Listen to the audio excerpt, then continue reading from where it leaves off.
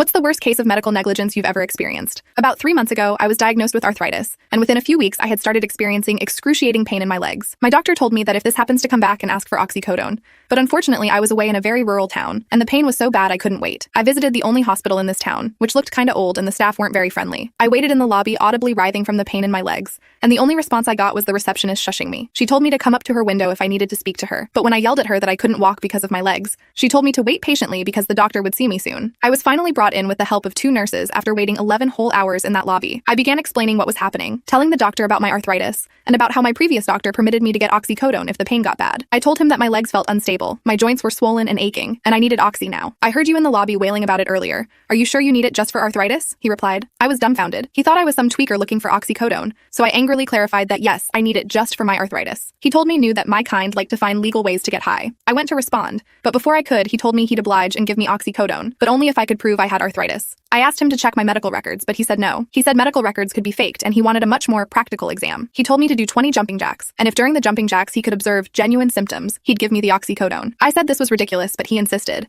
I stood up and started doing the jumping jacks, and the pain was the worst I had ever experienced. I was on the verge of crying from it, when suddenly I felt my ankle completely give out. I collapsed onto the floor and broke my hip from the fall. The doctor came over while I groaned in pain, and he told me he now believed me and I could have my oxycodone. I ended up suing this hospital for $300,000, and I'm currently in the middle of the lawsuit.